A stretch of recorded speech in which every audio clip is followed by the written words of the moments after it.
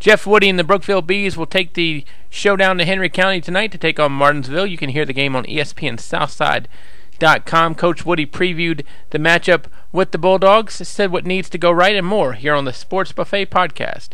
Talking to Jeff Woody, head coach of the Brookville Bees. Just going to hit real quick on the Martinsville Bulldogs. If you can't make it down to Martinsville, you can hear the game on ESPNSouthside.com on the internet.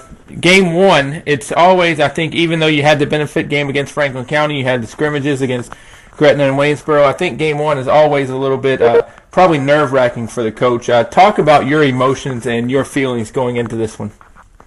You put all the hard work in. Preseason, you've been going through these 2 days, as they're called, and you've worked hard all off season in that weight room, and it all comes together tomorrow night, 7 o'clock. And you hope that all the T's are crossed, all the I's are dotted, the kids know where to line up, they don't jump off sides. You get the kickoff team out there and 11 people show up instead of just 10. Those are the things that concern you game one. And, we've talked to our kids all week. Hey, gentlemen, here's what we're supposed to look like. We've prepared them in practice, fast-paced drills that get offense on the field and offense off punting line. And then as we keep on progressing in practice, we try to make it look like a game situation. Kickoff team on the field right now, offense back on the field, punting, field goal team. And so we keep rotating through all these scenarios, and you hope that prepares you kids for the fast-paced situation that they're going to see tomorrow. Because we haven't played a game since December 11th of last year. We got a whole lot of new faces out there, too, and the speed of the game will pick up. And so if we got the guys that have played JV, they're going to realize, and I think some of them already have with the scrimmages that we've had, but they're going to realize that hey, it's a little different, a little faster. 6 o'clock on Thursday and Friday at 7:30, or it's more than 24 hours difference, if you get what I'm saying. Yes, sir. Sure it is. You talk about you haven't played a game since December 11th. You won that game, and that was a state championship game. And I take it you're going to get everybody's best shot this year, whether it's Martinsville, Amherst, Heritage, William Campbell, whoever. Do your kids know that without you telling them? Oh, of course they do. Of course they do. We almost, we didn't do it, but we almost got our shirts this year. The kids they get a practice shirt and they can purchase one. We almost got it with a target on the back. So that it would be a constant reminder to them, hey, look, gentlemen, people are going to give you their best effort. And the coaches on a regular basis, when they get the opportunity to, when the time is right, when the kids need it, they get the reminder. You realize that it doesn't matter who you're playing. It doesn't matter what happened last year. You're going to get the best game that they got. So you got to be ready. And we got to prepare. Got to get ourselves mentally ready, physically ready, the whole 9 yards, so that we can compete against that level of competition. And, I feel like our kids are aware of that, and they're ready to go. What worries you about the Bulldogs? Fast quarterback, dual threat. He's all over the place. I'm worried about him dropping back, not wanting to throw it, and taking off running. He's also got the ability to throw if he wants to. They're running the option a little bit.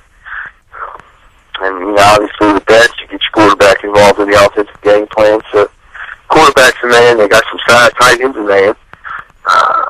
Running backs are good. That's the case with Martinsville on a regular basis. Every year they come out there, they've got guys that can make plays. And we got to make sure that we're in the right position and our responsibilities are taken care of. That we don't keep on looking in the backfield and let one of those athletic wide receivers get behind us. So we got to play fundamentally sound, responsibility, smart football. And if we can do that, I feel like we'll be okay. Most people always say defense is ahead of the offense early on in the season, but with you guys, I think that with your offense being so prolific and so red hot, that could be different. Is it? I still think defense is always ahead of the offense. Like right now, that we told you a little while ago that we try to platoon some of those guys on defense. I don't want my number one defense being out there against my offense when we're trying to practice. I can't block David Thompson. That guy's an animal. And D.D. Fox is the same way. Burford's out there. Now it helps that we're running no huddle and they know what the play call is. and they're going to get mad that I said that. Because that's my excuse. Oh, they know the play. But, the truth is they're good, and it's difficult to get a hat on them. So it also helps offensively. We got Kendall Beecraft at quarterback.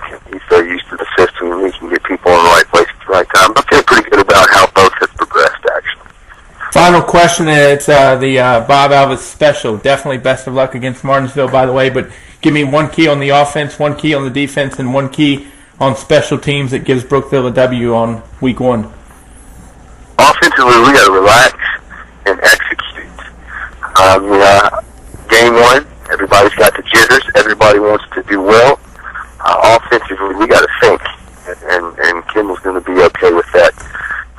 Kendall's going to get him on the right page, and it's not just Kendall that's got to do that. You got JC up front doing that with the offensive line. You got Mason up there too. I just think that right now, offensively, hey, we've got almost all the hay in the barn. Hay ain't never always in the barn. You know that, don't you, Bob? I love your analogies especially when we bring out some farming. Yeah, I've never farmed in my life. But anyhow, the hay's not always in the. Right now, we've got all the hay that we can possibly put in the barn.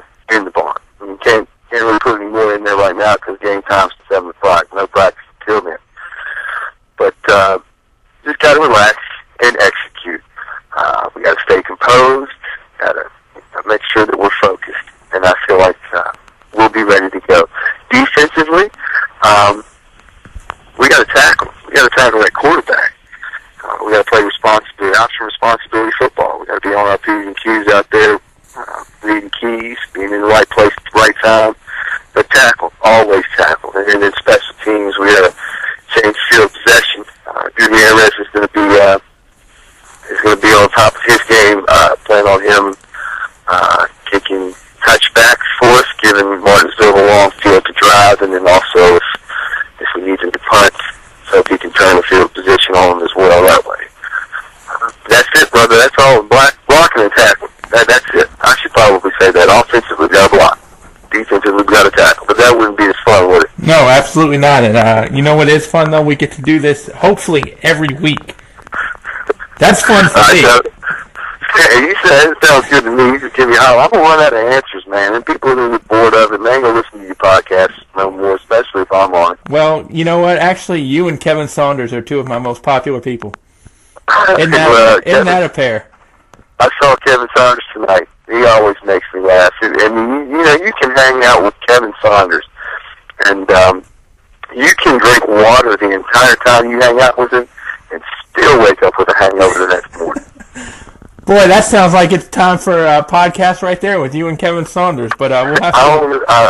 I don't want to talk to him. No, it'll be gold. Do it. Hey, do it for me. I'm going to be selfish. Do it for me. So anyway, yes, sir. Yes, sir. Coach, definitely appreciate your time. Best of luck against the Bulldogs. We'll talk to you next week.